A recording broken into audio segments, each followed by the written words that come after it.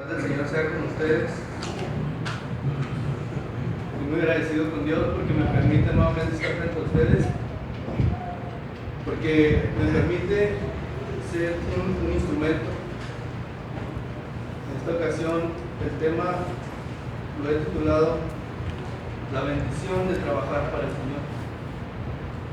Y como verso central de esta predicación, quisiera que me acompañaran a 2 de Timoteo 2:6.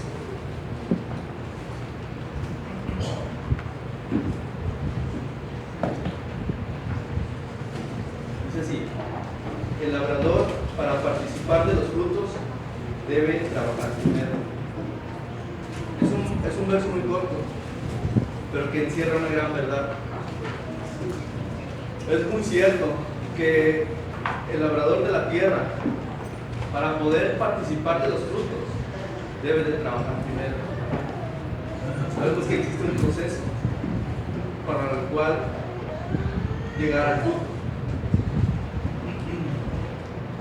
Existen en el mundo muchas instituciones, muchas empresas que sobreviven por sus integrantes, que sobreviven porque estos integrantes han comprendido que el aporte que ellos tienen es de vital importancia, ya sea un aporte económico, ya sea un aporte social, cualquier tipo de aporte que ellos tengan, ellos han comprendido que es importante para la empresa.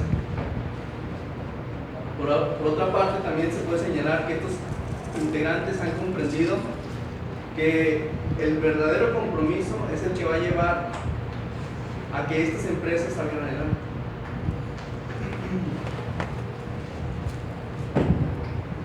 En esta imagen que les presento aquí en el proyector, ustedes podrán ver que existen diferentes ocupaciones, diferentes profesiones, diferentes trabajos. Usted aquí puede ver un plomero, puede ver un arquitecto, puede ver un doctor, licenciados, ingenieros. Aquí en la congregación nosotros podemos encontrar lo mismo.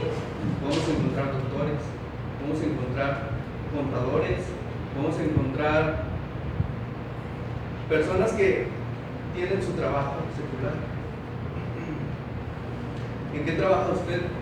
¿Verdad que a usted en su trabajo le exigen asistencia? ¿Le exigen puntualidad? ¿Verdad que le exigen reportes, productividad? Tal vez le dicen: necesito este trabajo para tal día. Y usted debe de tener ese compromiso para poderlo realizar. Usted no lo deja pasar. Sabe que ese trabajo se debe de hacer. Al igual que la empresa donde usted trabaja, la iglesia también es una institución. Y también ocupa capital humano. Sabemos que nuestro Señor Jesucristo fue quien la edificó. Y sabemos que existe una organización también, una organización de sus miembros. Nosotros sabemos que la iglesia no es el edificio. Nosotros sabemos que la iglesia somos los miembros. Y sabemos que para que la iglesia pueda seguir el curso que ya se ha trazado, es necesario que los miembros trabajen. Quisiera hacerle una pregunta, quisiera que lo pensara usted en su mente.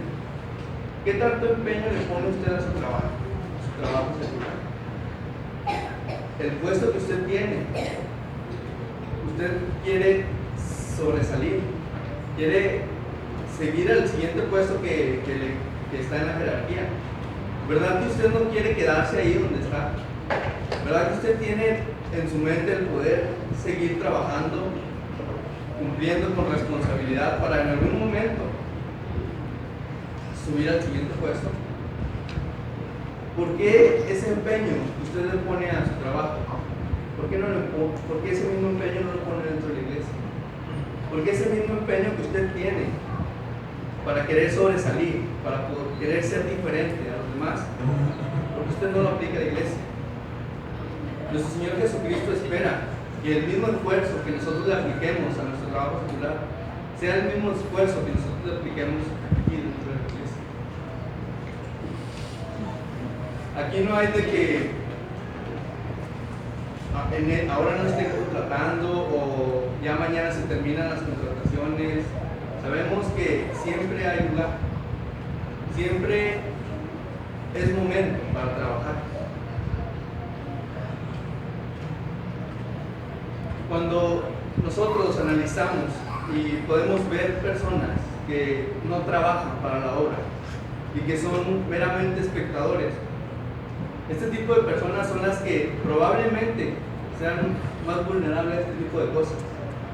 Son las que a veces menos respetan y como consecuencia menos son respetadas. Son aquellas que no tienen autoridad, pero desautorizan al resto. Son aquellas que están desde aquel lado observando cómo alguien está trabajando y ya le están buscando peros. O ya están diciendo, no lo hace bien. ¿Por qué en vez de estar desautorizándolo, por qué mejor no se enfoca también a trabajar? Y si en algún momento usted le puede ayudar a mejorar, hacerlo. También son aquellas que aman poco. Si nosotros nada más estamos echando el trabajo de los demás, no viendo el esfuerzo que están haciendo, la realidad es que les amamos poco. Y por ende son menos humanos. Quisiera que me acompañaran en la escritura a Juan 6:27.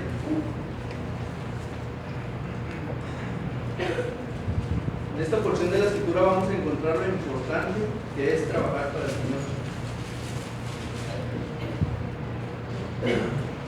Dice así: trabajad no por la comida que perece, sino por la comida que a vida eterna permanece, el cual el Hijo del Hombre os dará, porque a este señaló Dios el Padre. Es muy importante trabajar para el Señor. El servicio en el cristiano es algo que debe de existir naturalmente. No es algo de que yo quiero o no me gusta o no sé hacerlo. Es algo que se debe de hacer. Como ya les había comentado, siempre las contrataciones están abiertas. Se requieren algunos requisitos. Yo les voy a enumerar algunos. El primero es saber escuchar. Si usted quiere trabajar para el Señor, debe saber escuchar. Y también debe de amar a la humanidad. Amar a su prójimo como usted mismo. Si usted quiere trabajar, tiene que aprender a amar a su hermano. También debe de estar dispuesto a padecer. Y por último, debe de ser diligente y no perezoso. Pueden existir muchas más requisitos que se necesitan para poder trabajar para el Señor, pero estos son solamente algunos. Enseguida quisiera que pasáramos al punto número 1. Y esta es esa manera de pregunta: ¿quiénes son los que deben de trabajar para el Señor? En ocasiones podemos decir, los que deben de trabajar para el Señor es el que predica, los ancianos, los diáconos y ya. A veces no lo decimos, pero con nuestras actitudes eso hacemos pensar que solamente los que deben de trabajar son aquellos que ya tienen un cargo, pero esto no es así. Para todos hay un lugar, para todos hay un ministerio en el cual se pueda trabajar. Sabemos bien que los ancianos y los diáconos son aquellos que están a cargo de la iglesia. Sabemos que Cristo es la cabeza de la iglesia, pero sabemos que existen autoridades a las cuales la iglesia debe someterse. Los ancianos y los diáconos tal vez tengan el trabajo más importante o más difícil, por así decirlo, porque están a cargo de nosotros. Ellos ven por nosotros, ven que la doctrina sea la correcta, ven que no haya algún problema entre miembros, buscan la manera para ayudar. Nosotros como miembros debemos de apoyarlos, y también en nuestras mentes debe de estar en algún momento poder acceder a ese puesto o a ese lugar. Debemos de trabajar para esto. Yo le pregunto a usted, hermano varón, ¿le gustaría en algún momento ser un anciano, un diácono, un diácono de la iglesia. O dicen, no, ese puesto no es para mí, yo no quiero responsabilidad. También los que deben de trabajar para el Señor son evangelistas y maestros. Si no hay quien evangelice, ¿cómo vendrán las almas de Cristo? Si no hay quien les hable, ¿cómo van a venir? ¿A usted le gusta ver asientos vacíos? ¿O le gusta ver a los mismos siempre? Es bueno ver a los mismos siempre porque se ve que se está trabajando y que se está firme, que se es fiel. Pero yo creo que para todos nosotros sería muy agradable ver nuevas personas que han venido a Cristo. El trabajo del evangelismo no nada más es del evangelista. El trabajo del evangelismo es de cada uno de nosotros. Debe de haber evangelismo personal. Nosotros debemos de tener, no sé, usted me puede decir una libreta o en apuntes, algún tema corto en el cual nosotros podamos compartir con nuestro compañero de trabajo, con nuestros amigos en la escuela. De alguna manera nosotros podemos preparar un tema cortito con el cual buscar la manera y poder decirles o llevárselos a ellos. También usted puede ser maestro de las clases bíblicas. La verdad que es una gran bendición el poder participar de estas clases, porque cuando usted se finca esa responsabilidad, usted tiene que estudiar, tiene que prepararse, tiene que leer, tiene que investigar, tiene que indagar, tiene que hacer muchas cosas para poder sacar ese tema. Y eso que usted está haciendo, se lo está preparando para usted mismo primeramente, después para los demás, para el que le escucha. Pero la verdad es que quienes ya han dado una clase bíblica, una clase bíblica, se podrá enterar de lo mucho que se aprende. ¿Quiénes más pueden trabajar también? Son miembros adultos. Cualquier miembro de la Iglesia de Cristo puede trabajar para el Señor. Sabemos que existen diversidad de ministerios y ahorita más adelante lo vamos a ver. Hay diversos trabajos que nosotros podemos realizar. La cuestión está en que queramos. Dice la Escritura en 1 Juan 2:14, en la primera parte dice: os he escrito a vosotros padres, porque habéis conocido al que es desde el principio. A las personas mayores son aquellas que pueden presumir o pueden decir de que tienen experiencia, de que ya tal vez pasaron la iglesia desde su niñez, juventud, y ahora como adultos siguen aquí. ¿Verdad que tienen experiencia? ¿Verdad que ustedes ya han pasado por algunas cosas que tal vez nosotros como jóvenes no hemos pasado? Porque esa experiencia que usted tiene, ¿por qué no la usa para el servicio? ¿Por qué no la usa para poder transmitirla a los demás? ¿Por qué no le gusta compartir de esas experiencias o de esas soluciones que usted ha encontrado a la vida? ¿Por qué no aplicarlo? ¿Quiénes más? Los jóvenes. Los jóvenes, como nosotros, estamos aquí. No podemos escudarnos y decir que no tenemos experiencia para poder trabajar para el Señor. No podemos decir, es que, ¿qué voy a hacer? O ¿cómo le voy a hacer? ¿Quién me va a enseñar? La realidad es que cuando nosotros queremos trabajar, nosotros le buscamos. Buscamos la manera para poder trabajar. Ahí mismo, ahorita les leía 1 Juan 2:14, en la segunda parte dice: os he escrito a vosotros jóvenes, porque sois fuertes, y la palabra de Dios permanece en vosotros, y habéis vencido al maligno. Los jóvenes, ahorita no nos podemos quejar de ninguna chaca. Los jóvenes tenemos la fuerza, tenemos ese empuje, esas ganas que a veces se sobrepasan. A veces queremos hacer algo y no tomamos en cuenta, o sea, no tenemos visión y nos queremos dejar guiar. Eso como adultos, ellos nos pueden decir: espérate un ratito, porque van muy rápido, las cosas van así. ¿Por qué nos escudamos los jóvenes y por qué no queremos trabajar para el Señor? ¿Por qué queremos solamente estar como meros espectadores? ¿Por qué hasta podemos decir: es que mi papá ya trabaja, yo de aquí? Pero ¿por qué nosotros como jóvenes no lo hacemos? Dios nos va a poner las herramientas, Dios nos va a poner el camino para que les podamos ayudar. Incluso hasta los niños y las niñas también pueden trabajar para el Señor. Tal vez sin responsabilidad, pero con el hecho de que ellos entren a sus clases, pongan atención, ya se están preparando para en algún momento servir al Señor. Desde niños, si usted tiene hijos, haga todo lo posible por traerlos, para que ellos vayan comprendiendo lo importante que es la iglesia, que no es un tema de segundo plano, es un tema que debe ocupar el primer lugar en su vida. Esta foto ustedes la vieron, que nos la tomamos ya hace un año. Si hay aquí alguna persona que no sea miembro, ¿no le gustaría verse aquí junto a nosotros y ser parte de la iglesia que Cristo edificó? Hay lugar, aquí es un canto, hay lugar si quieres trabajar de Cristo en la labor. Siempre va a haber lugar.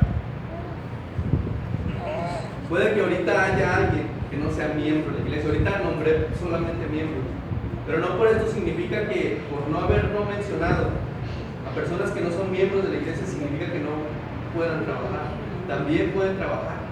Incluso yo he visto congregaciones en las cuales todavía no son miembros, pero ya trabajan más que algunos miembros. Vamos a pasar al siguiente punto. El siguiente punto es: acepta tu asignación. Y quisiera que me acompañaran a Efesios 2:10.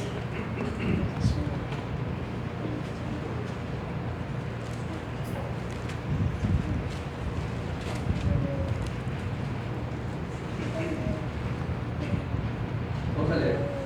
Porque somos hechura suya, creados en Cristo Jesús para buenas obras, las cuales Dios preparó de antemano para que anduviésemos en ellas.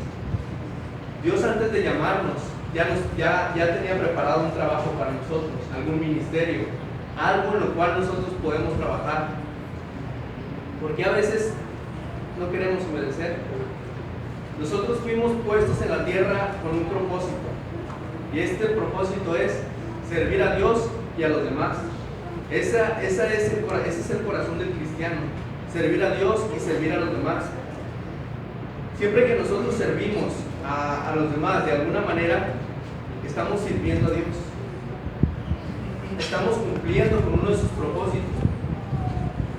No estamos en la tierra solamente para comer, para respirar, para ocupar un lugar o para divertirnos.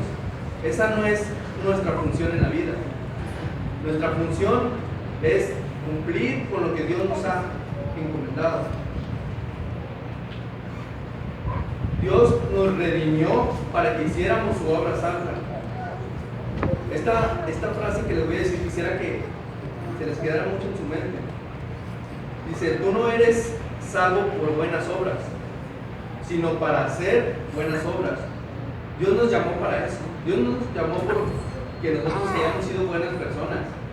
Incluso habemos algunos que éramos muy malos, demasiado, no merecíamos el que Dios nos haya llamado, pero aún así Dios nos llamó. Pero cuando Dios nos llamó es para que nosotros hiciéramos obras buenas.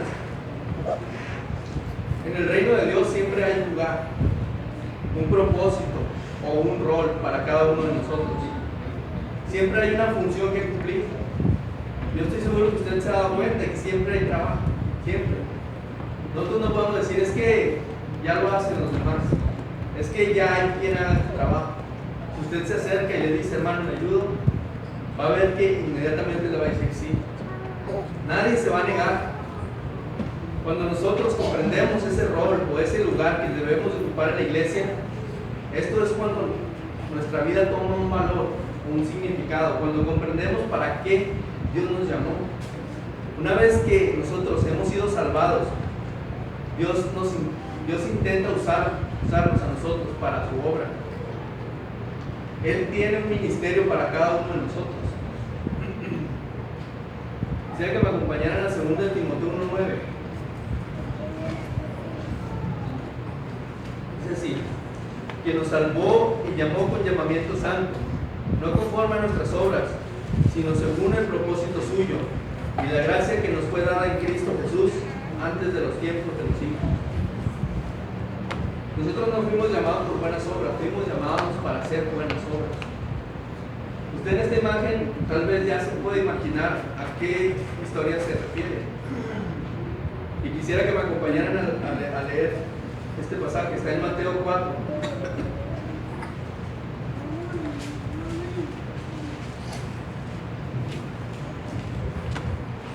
Mateo 4 del 18 al 22. Dice: andando Jesús junto al mar de Galilea, vio a dos hermanos, Simón llamado Pedro y Andrés su hermano, que echaban la red en el mar, porque eran pescadores. Y les dijo: venid en pos de mí, y os haré pescadores de hombres. Ellos entonces, dejando al instante las redes, le siguieron. O más adelante el 21. Pasando de ahí, vio a otros dos hermanos, Jacobo, hijo de Zebedeo, y Juan su hermano, en la barca con Zebedeo su padre, que remendaban sus redes, y los llamó. Y ellos, dejando al instante la barca y a su padre, le siguieron. Aquí hay una palabra que quisiera que analizáramos, una frase. Dice, en ambas historias dice, y dejando al instante. Ellos no pusieron excusas. Cuando Jesús les llamó, ellos al instante obedecieron. Ellos no le preguntaron, ¿pero para qué? O yo no sé hacer eso que tú quieres que yo haga. Ellos no pusieron excusas. Ellos inmediatamente, dice, dejando al instante, le siguieron. Esta es la actitud que nosotros debemos de tener. Al instante. Si Dios nos llama en algún momento para hacer algo, debemos de actuar al instante. Para los cristianos, el servicio no es opcional. Es algo que debe de incluirse en nuestros tiempos libres y hasta cuando no tengamos tiempo también. Es el corazón de la vida cristiana. El servicio es el corazón de la vida cristiana. Jesús vino a servir. En Él podamos encontrar el mayor ejemplo. Él vino a servir y a dar. Nosotros, como seguidores de Él, debemos de hacer lo mismo. En nuestra mente deben de existir esos dos verbos, servir y dar. Vamos a pasar al siguiente punto.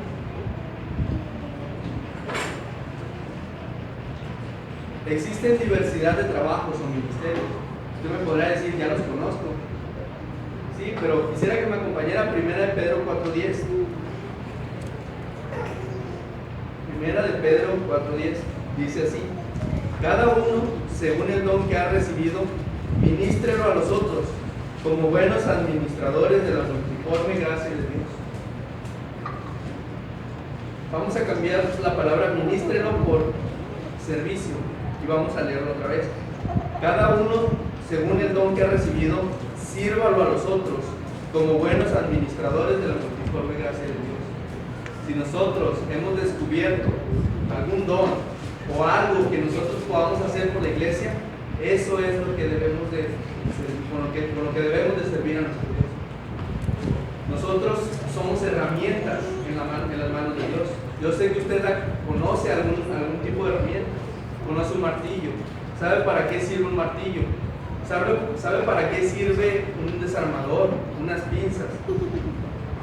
Los miembros de la iglesia somos herramientas en las manos de Dios.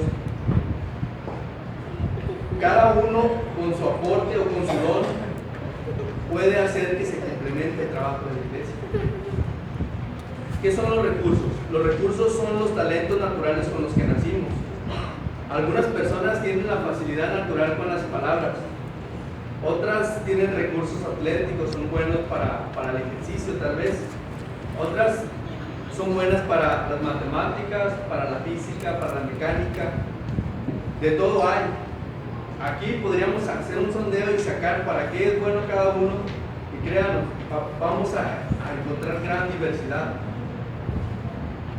Antes de usar nuestros talentos en el servicio, necesitamos entender 4 verdades. La primera verdad es que todos nuestros recursos provienen de Dios. Todo lo que nosotros sabemos hacer proviene de Dios. Segunda verdad es que cada recurso puede usarse para la gloria de Dios. Cada don que nosotros tengamos, tal vez podemos decir, pero eso ¿cómo lo puedo usar para el servicio de Dios? Es cuestión de investigar un poco, es cuestión de buscarle y saber cómo ese don que nosotros tenemos lo podemos usar para servir en la iglesia. Otra verdad es que lo que yo soy capaz de hacer, eso es lo que Dios quiere que haga para su obra. Si yo sé que soy bueno para dibujar, tal vez Dios quiere que use ese don para enseñarle a mis hermanos a dibujar o a leer, o tal vez yo soy bueno con las computadoras o dirigiendo cantos. Hay ocasiones en las que nosotros somos egoístas porque nada más nosotros queremos saber. No nos gusta compartir con los demás. Es bueno compartir con lo que nosotros sabemos hacer. ¿De qué? Depende de nuestra personalidad. Dios nos creó a cada uno con una combinación distinta de atributos. Dios hace a los introvertidos y a los extrovertidos, a los que aman la rutina y a los que les gusta la variedad. Él hace a las personas pensadoras y a las perceptivas. Algunos trabajan mejor individualmente, algunos trabajan mejor en grupo.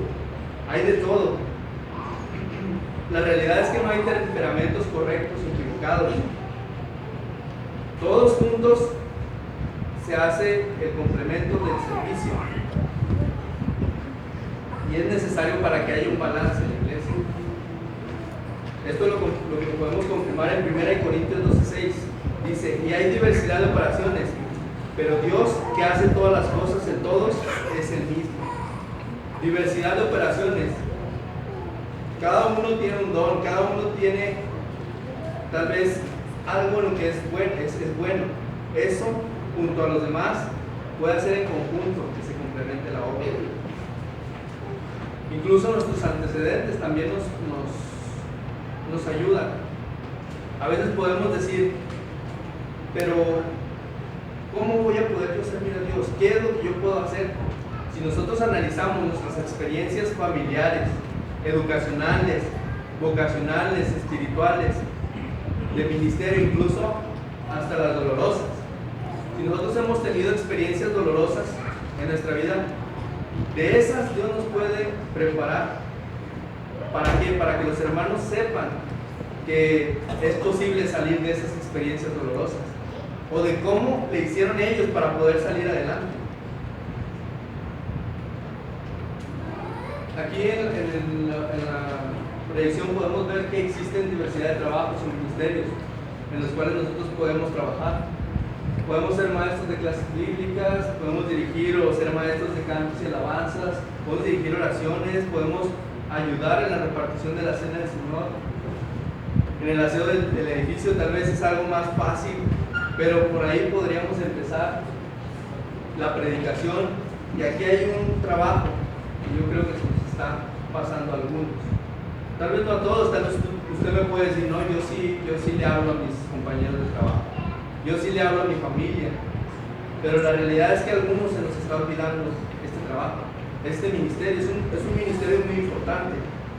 Cuando nosotros comprendamos o en nuestra mente y nuestro corazón se meta lo que es el amor al prójimo, vamos a entender lo importante que es el evangelismo. Debemos de tener la misma actitud que Dios hacia las almas perdidas. Dios quiere que todos los hombres sean salvos y que vengan al conocimiento de la verdad. Dios quiere que ninguno perezca. Dios quiere que todos procedan al arrepentimiento. Nosotros debemos de tener esa misma actitud que Dios tiene. Incluso Cristo también dice en Mateo 9:37, la mies es mucha, mas los obreros pocos. Rogad pues al Señor de las mies que envíe obreros a su mies. Si nosotros hacemos un comparativo o una proporción entre los miembros y entre los que trabajan para la obra, va a ser mínimo. Sí es verdad lo que dice nuestro Señor Jesucristo, hay pocos obreros, hay pocos que en realidad quieren trabajar para Él. Tal vez es porque no hay una retribución económica, pero sabemos que hay una retribución espiritual, que nuestra alma es la que se beneficia. También como Pablo, dice Pablo en Romanos 9:2, tengo gran tristeza y continuo dolor en mi corazón, porque deseara yo mismo ser anatema, separado de Cristo, por amor a mis hermanos, los que son mis parientes según la carne. Y más adelante dice en el 10:1, hermanos, ciertamente el anhelo de mi corazón y mi oración a Dios por Israel es para salvación. Si nosotros tuviéramos la misma actitud que Pablo para hacia los perdidos, las cosas serían muy diferentes. Incluso él dice que él se podría poner a ser anatema, separado de Dios, para que sus hermanos se salvaran. Yo sé que usted tiene esa misma mentalidad. Yo sé que usted no es egoísta al querer nada más salvarse a usted mismo. Yo sé que a usted le gustaría que toda su familia se salvara. Como quien más, también como cristianos primitivos, dice la escritura en Hechos 8:4. Pero los que fueron esparcidos iban por todas partes anunciando el evangelio. Aquí dice por todas partes. Me imagino yo que ellos lo hacían a cada momento. Ellos no buscaban un tiempo en especial. Ellos sabían la importancia de lo que es trabajar para el Señor. Vamos a pasar al último punto, que es el número 4.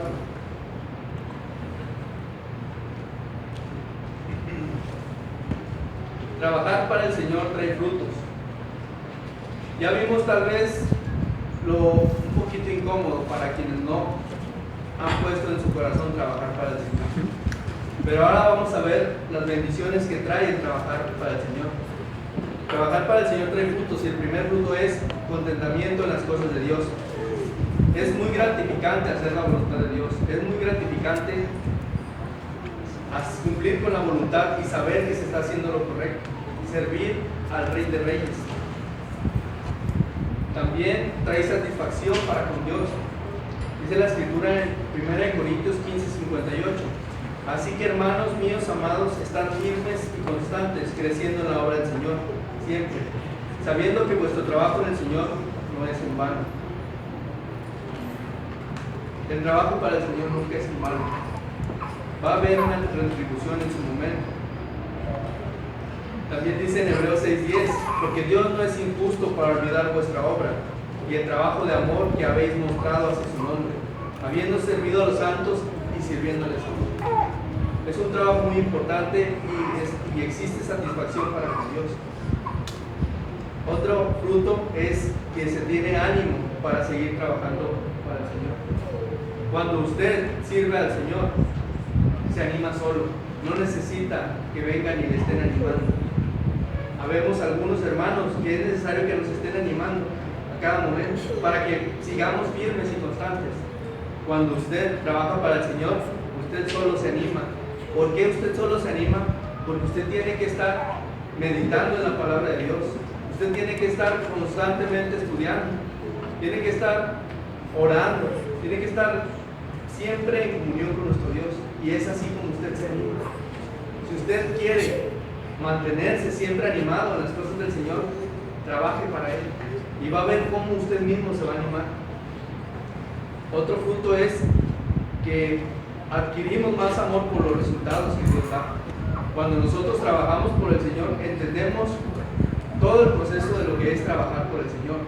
Y cuando existe algún resultado, tal vez algún alma que viene a Cristo, nosotros vemos eso y tal vez lo ve de distinta manera que antes de trabajar por el Señor, porque comprende lo difícil que es trabajar para el Señor, lo difícil que es ir y evangelizar a alguien, que le escuchen y que después de que ya haya accedido a algún estudio, que lo acepten.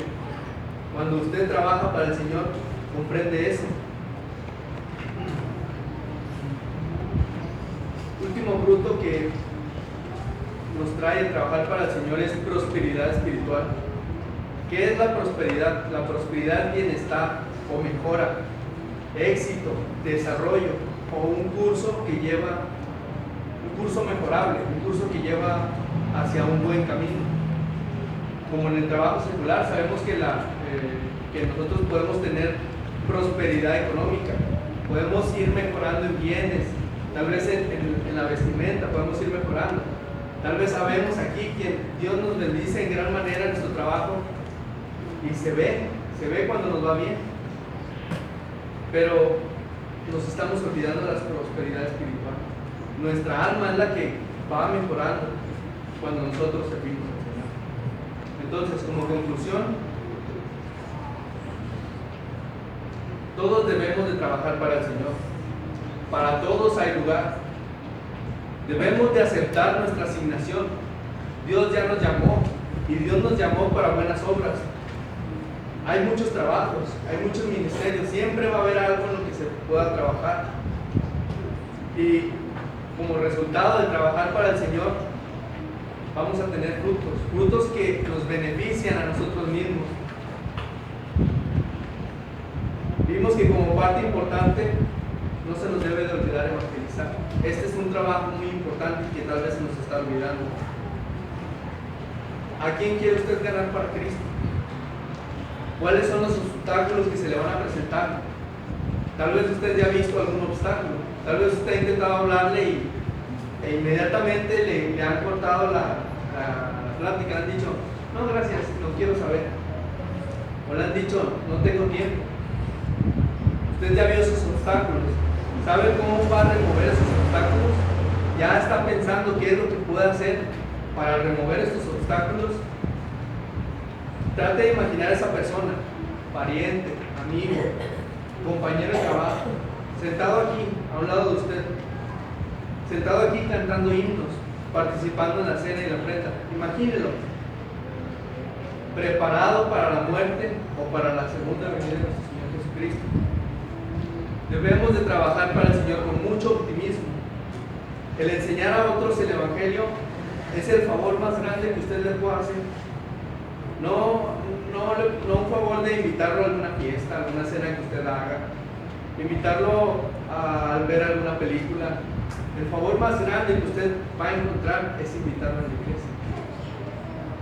Si fuera posible observar por 3 segundos la gloria del hogar celestial y al mismo tiempo el fuego del infierno, todos seríamos transformados en obreros diligentes por Cristo. Habría mucho menos tiempo para la televisión y para actividades insignificantes. Ya no habría excusas, ya no habría temor. Nada de vergüenza de hablar por Cristo. Ya no nos daría vergüenza. Todo el problema es que nuestra fe es muy pequeña, muy débil. No creemos de todo corazón que en verdad todo hombre o toda mujer que muere instantáneamente ya va a un lugar de gozo glorioso o a un lugar de llama de fuego. Recordemos que trabajar por el Señor en el evangelismo personal no es solamente para salvar a otros, sino también es para salvar nuestra propia alma, porque no es opcional. El evangelismo no es opcional. El evangelismo es como asistir, es como participar de la ofrenda, es como cantar alabanzas. Por eso, ¿qué es lo que debemos de hacer? Debemos de ser pescadores que echan sus redes al mar.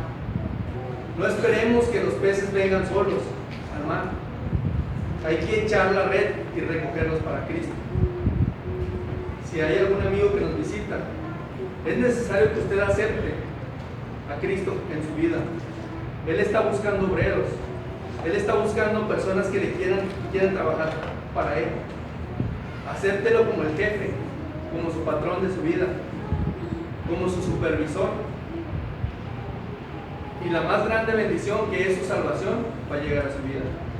Mientras entonamos un himno que ya ha sido preparado por nuestro hermano, usted puede pasar.